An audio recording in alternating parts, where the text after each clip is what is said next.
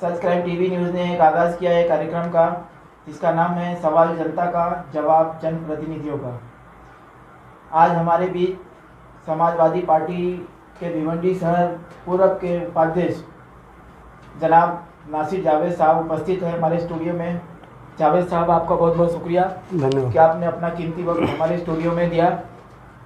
साहब, हमारे स्टूडियो में हम लोगों ने एक प्रोग्राम आगाज़ किया जिससे आपने सुना कि सवाल जनता का जवाब जनप्रतिनिधियों का। जी बिल्कुल। तो उसमें जनता का सवाल हम आपसे करेंगे और आप हमारे माध्यम से जनता को जवाब देंगे। सवाल तो आपके लिए भिवंडी शहर से कम 150 सवाल आए हुए हैं। वेलकम। इससे मालूम पड़ता है कि आप अपनी ताकत बना के रखे हो भिवंडी शहर में। सबसे पहले तो मैं आपको ये बताना चाहता हूँ कि आप 150 नहीं, आप 1500 सवाल कर लें। समाजवादी पार्टी न डरने वाली है न घबराने वाली है। ये जनाब अबू आसिम आजमी की सेना और रईस शेख की सेना है, डटकर मुकाबला करने वालों में से है। पिछले आप ही की न्यूज़ चैनल पे एक शिवसेना के उपाध्यक्ष थे जो अल्पसंख्यक विभाग के थे, हमारे आमदार पे उन्होंने जो एक कमेंट किया था, जो जनता के चुने हुए प्रतिनिधि हैं, मेंबर ऑफ लेजिस्लेटिव असेंबली है, उन्होंने जो वर्ड इस्तेमाल किया था, मैं उसका जवाब देना चाहता हूं कि आप एक जिम्मेदार पार्टी के जिम्मेदार पद पे बैठे हैं, आपके मुंह से ये चीज़ शोभा नहीं देती। आप बहरूपिया हैं तो आप अपने जैसा दूसरे को ना समझे। समाजवादी पार्टी के एमएलए के बारे में कुछ नेताओं ने कहा है कि रईस कासम शेख साहब जब से आए हैं तब से उन्होंने अपने निधि से कोई कार्य नहीं करवाया और जो कुछ भी शिवसेना की निधि से पिछले आमदार से पास हुआ है उस कार्य पर सिर्फ रिबन काट रहे। इसके बारे में आपका क्या ख्याल? मैं आपको बताना चाहता हूं, पूरे महाराष्ट्र में भिवंडी नहीं बल्कि भिवंडी के वेस्ट के लोग भी सुने, भिवंडी के ग्रामीण के लोग भी सुने, मदनपुरा हो, गोंडी हो, पूरा महाराष्ट्र हो, सब सुने। महाराष्ट्र प्रदेश में समाजवादी पार्टी के 2 ही आमदार हैं और दोनों ही बब्बर शेर हैं। चाहे वो केंद्र की सरकार हो चाहे वो राज्य की सरकार हो, दोनों के फैसले के खिलाफ, गलत फैसले के खिलाफ खुल के आवाज़ उठाते हैं और जनता के हक की लड़ाई सदन से लेकर सड़क तक लड़ते हैं। जब से जिस दिन विधायक बने हैं भिवंडी शहर के रईस भाई 24 अक्टूबर 2019, उसके कुछ महीने बाद सरकार बनती है महाराष्ट्र की। सरकार बनते ही बीजेपी सरकार ने, मोदी सरकार ने एक काला कानून लाया, सिटीजनशिप अमेंडमेंट एक्ट, जिसके खिलाफ पूरे देश में माहौल गर्म हुआ।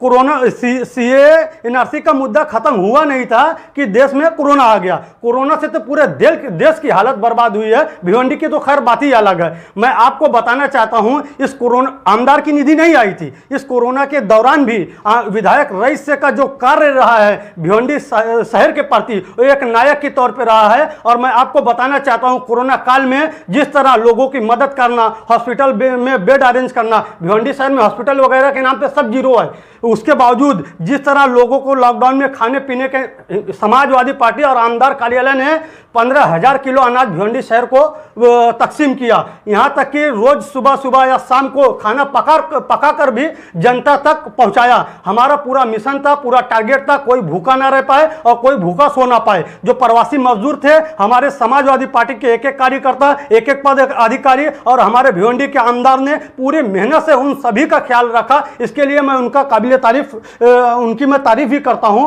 और मैं आपको ये बताना चाहता हूं, जो आमदार की निधि है वो निधि साल 2020 लास्ट में आती है।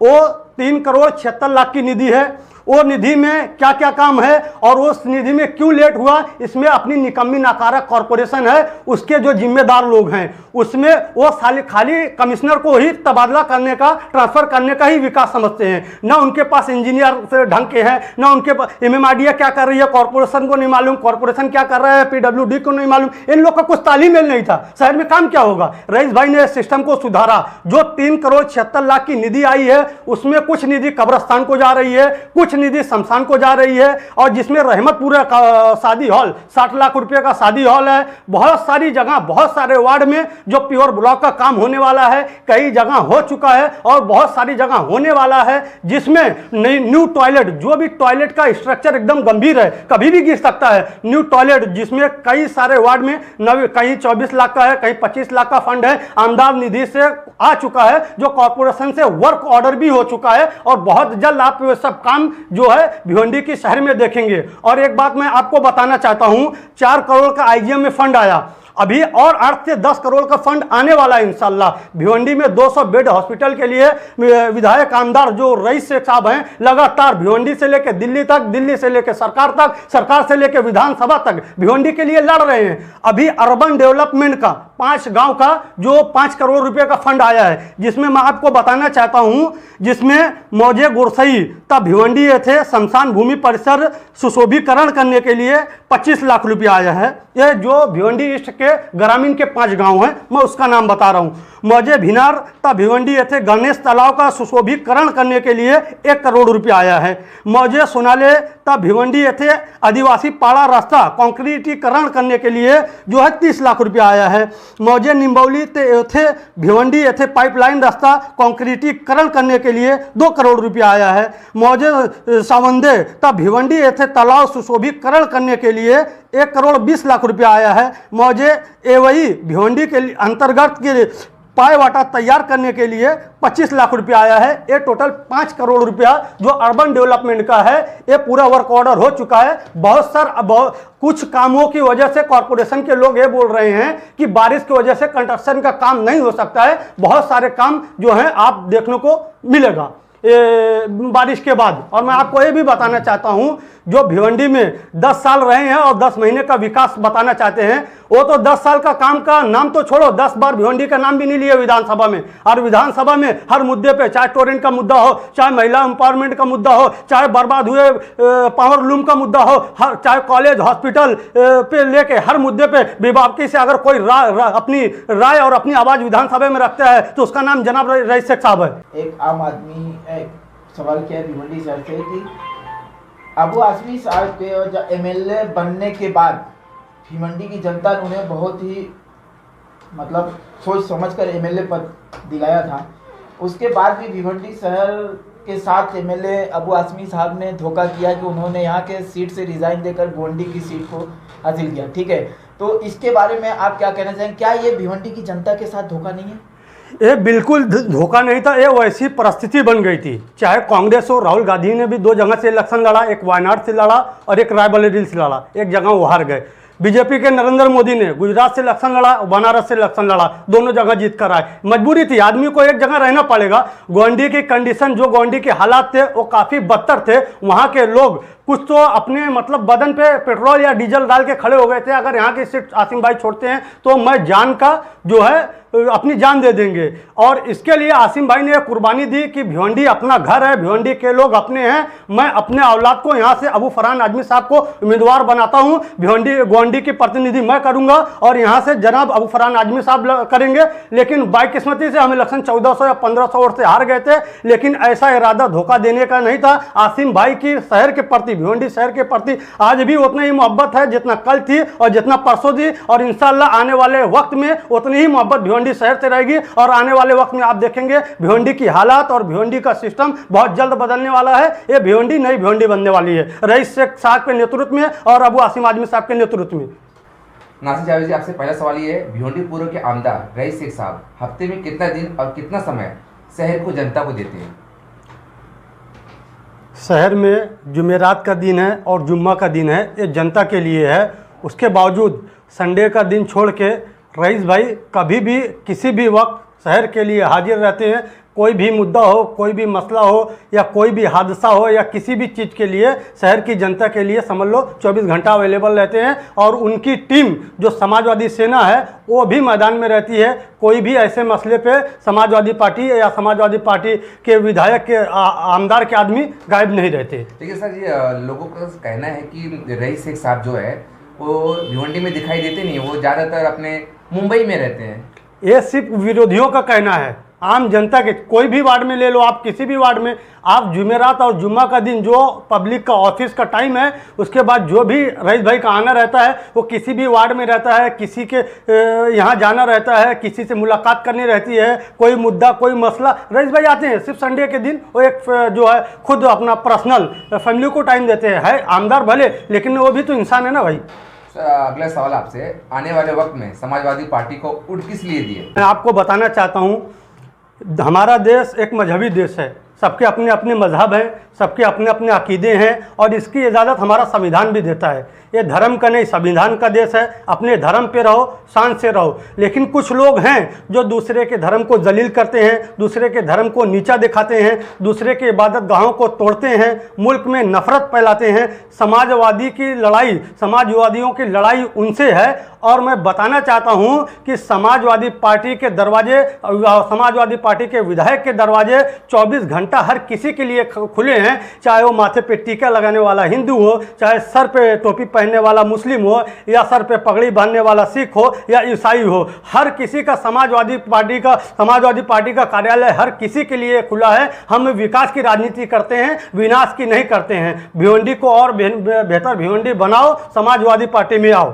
हमारा आखिरी सवाल और पांचवा सवाल कि आपके जो दूसरी पार्टी है, मैं किसी पार्टी का नाम नहीं लेना चाहूँगा, कि उन्होंने कहता है कि रईस शेख साहब भिवंडी सिर्फ फोटो खिंचवाने आते हैं, इसमें कितनी सच्चाई है? अरे मेरे भाई, 10 साल ने आमदार देखा नहीं कोई। आमदार ऑफिस से बाहर निकला नहीं, जनता के बीच में गया नहीं। आमदार तो खुद से जा नहीं रहा है, आमदार को लोग इनवाइट कर रहे हैं, आमदार को आमदार समझ रहे हैं, एमएलए समझ रहे हैं। अभी तो यही नहीं मालूम कि एमएलए का क्या मतलब था। मैं एक मेंबर ऑफ लेजिस्लेटिव असेंबली, पूरे असेंबली में, पूरे अपने हल्के में कितनी ताकत रखता है, ये रईस भाई के आने के बाद ही मालूम पड़ा है। हर जनता, हर नागरिक ये चाहता है कि उनके क्या बोलते हैं, उनका सम्मान हो और वो हमारे बीच रहें और कहीं ना कहीं हम उनके साथ जुड़े रहें और जुड़कर भिवंडी शहर के लिए काम करें। इसीलिए कुछ लोगों के पेट में तकलीफ होती है, वो भी जो राजनीतिक दल है उन्हीं के पेट में तकलीफ होती है और बाकी किसी के पेट में तकलीफ नहीं होती। वो ऑफिस से बाहर निकले होते, जनता के बीच में होते तो आज ये नौबत ही नहीं आती। जनता ने जो रिजल्ट दिया है 2019 में, ये तो जनता का ही रिजल्ट है ना। अब वो एमएलए को बुला रही है, एमएलए से ओपनिंग करवा रही है, फोटो खिंचवा रही है या कुछ भी कर रही है, तो एक जनता के चुने हुए प्रतिनिधि हैं, बिल्कुल कर सकते हैं, उनका बुनियादी हक है। देखिए, अब फोटो खिंचवाने का हक एक अलग मुद्दा हो गया। लोगों का कहना ये है सिर्फ वो जो रईस शेख साहब है वो सिर्फ कोई आते हैं, सिर्फ फोटो खिंचवाते हैं और चले जाते हैं, ये मुद्दा है। ऐसा कोई मुद्दा नहीं है। मैं आपको बताना चाहता हूँ, कॉरपोरेशन, मैं पहले ही बोला, इतनी निकम्मी, इतनी नाकारा कॉरपोरेशन है। इसका क्या काम है एमएमआरडीए को नहीं मालूम, एमएमआरडीए का क्या काम है कॉरपोरेशन को नहीं मालूम, कॉरपोरेशन का क्या काम है पीडब्ल्यू, इनका कोई तालीमेल नहीं है। आज हर वार्ड में, चाहे वो गटर का मामला हो, चाहे चेंबर का मामला हो, चाहे वो ब्लॉक का मामला हो, लोग तो शहर के बड़े मुद्दे छोड़ के अपने घर से परेशान है। किसी घर में पानी घुस रहा है, 4 दिन की बरसात में कॉरपोरेशन का पूरा विकास बहने लगता है। आदमी छोटे छोटे मुद्दे को लेकर भी आमदार से चाहता है। कॉरपोरेशन की जो निकम्मापन, जो नाकारापन है, उसका भी डिमांड रईस शेख से करता है। जब रईस शेख के टीम के लोग, समाजवादी पार्टी के लोग वो काम जब करने जाते हैं तो उनके पेट में दर्द होता है और फिर वो इस तरह की फालतू वाहियात बातें करते हैं। ये है आजमगढ़ से सवाल है, तहीम आजमी ने किया है। तहीम आजमी का कहना है कि समाजवादी पार्टी आज तक आजम खान के लिए एक भी लफ्ज क्यों नहीं बोली? आप कोई दूसरा नेता होता तो यही होता। ये भाई, ये जनता तो नहीं, मेरे को ये लगता है एमआईएम के कार्यकर्ता होंगे या एमआईएम के नेता होंगे इस तरह, इसलिए वो इस तरह का सवाल किए हैं। माननीय आजम खान साहब के साथ पूरी समाजवादी पार्टी खड़ी है। माननीय राष्ट्रीय अध्यक्ष अखिलेश यादव साहब खड़े हैं। यहाँ तक कि उनके घर पे जाकर बोल के आए हैं, अखिलेश यादव जब तक जिंदा रहेंगे आजम खान के साथ, उनके फैमिली के साथ रहेंगे। हमारे महाराष्ट्र प्रदेश के प्रदेश अध्यक्ष जनाब बाबू आसिम आजमी साहब मेदांता हॉस्पिटल जाके आए हैं। यहाँ तक कि उनके फैमिली का स्टेटमेंट सुनिए ना। हर उस दिन वापस आजम खान साहब की तबीयत बिगड़ी और हमारे जो राष्ट्रीय अध्यक्ष अखिलेश यादव जी सदन का सत्र छोड़ के मेदांता हॉस्पिटल आजम खान साहब से मिलने पहुंच गए। पूरी समाजवादी पार्टी हर तरीके से आजम खान साहब के साथ है और आने वाले वक्त में इंशाल्लाह मैं अल्लाह से दुआ भी करता हूं कि खान साहब की सेहत अल्लाह ताला शिफा अता फरमाए और तंदुरुस्ती दे और वापस से मैदान में आके 2022 का इलेक्शन योगी सरकार से जिस तरीके से उन पर जुल्म हुआ है, उन पर फर्जी मुकदमा लगाया गया है। अरे जो इंसान पे कभी कोई केस नहीं रहा है, मुर्गी चोरी, बकरी चोरी, कागज चोरी, किताब चोरी, क्या ये कोई केस होता है क्या? वहाँ पे एक ऐसा डीएम भेजा गया, सरकारी गुलाम भेजा गया, सरकार के इशारे पे ऐसा काम किया कि जाओ खान साहब को बर्बाद करना है। वो डीएम को आज उसका ट्रांसफर होता है, डीएम से उसको कमिश्नर मंडल में भेजा गया। जिस तरह लोगों की बारात निकलती है उसका उस तरह स्वागत करके मुरादाबाद मंडल में भेजा गया है। तो ये कहीं ना कहीं सरकार की राजनीति के शिकार हुए हैं आजम खान साहब और बाकी कोई मुद्दा नहीं है और पूरी समाजवादी पार्टी उनके साथ खड़ी है। आज हमारे बीच समाजवादी पार्टी के सिर जावेद हमारे बीच बैठे हैं, उनसे बातचीत चल रही है और भिवंडी शहर की जनता की तरफ से ये सवाल इनकी तरफ से उठा है और जनता कुछ पूछना चाहती है इनसे, उनकी तरफ से मैं सवाल इनसे करता हूँ। हमारा पहला सवाल है कि आपने पॉलिटिक्स कब से शुरू की? आपको क्या लगा पॉलिटिक्स में कि आपको आना चाहिए, जनता के ताल्लुक से कुछ करना चाहिए उनकी भलाई के लिए?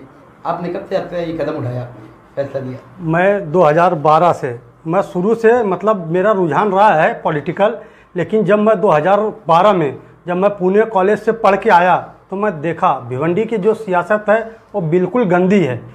उस सियासत में उस गंदगी को अगर ख़त्म करना है तो उस सिस्टम में जाना पड़ेगा। जब तक अच्छे लोग सियासत में नहीं आएंगे बुरा और बुरा करता रहेगा। जो भिवंडी के हालात थे, चाहे हेल्थ पे ले लो, चाहे एजुकेशन पे ले लो। एजुकेशन का तो ऐसा मामला है, 97 कॉरपोरेशन स्कूल है जिसमें से 30 एकदम जर्जर हो चुकी है। वो स्कूल कब गिर जाए किसी को नहीं मालूम। जान हथेली पे लेके उसमें छात्र पढ़ने जाते हैं और किसी नेता, किसी एमपी, किसी नगर सेवक का लड़का कॉरपोरेशन स्कूल में नहीं पढ़ता है, उसमें इलाज नहीं कराता है। तो मुझे ऐसा लगा कि ये सब सिस्टम के खिलाफ अगर आवाज़ उठाना है तो सिस्टम का हिस्सा बनना पड़ेगा। तो मैं अभी कुछ ही दिन पहले समाजवादी पार्टी ने मुझे वो जिम्मेदारी दी है और इंशाल्लाह मैं बखूबी अपनी वो आवाज़ बुलंद करता रहूँगा ये सब सिस्टम के खिलाफ। और इंशाल्लाह आने वाले कल में भिवंडी को एक बेहतर भिवंडी में हम देखेंगे। जनता का कहना ये भी है कि मतलब कि आप तो युवा थे, आप चाहते तो कोई बिजनेस वगैरह कुछ कारोबार व्यवसाय वगैरह कर सकते थे, लेकिन आपने फिर भी पॉलिटिक्स को ज्वाइन किया, क्या मतलब? मैं खुद फार्मासिस्ट हूँ, owner of new star medical Bhiwandi Gaibi Nagar. लेकिन मैं खुद के कारोबार को करते हुए मैं इस शहर के मुद्दों को अपनी जिम्मेदारी समझता हूँ। खाली कहीं पे बोल के या लिख के मतलब नहीं होने वाला है, उसके खिलाफ लड़ना ही पड़ेगा और उसके खिलाफ अपनी आवाज़ को बुलंद करना ही पड़ेगा।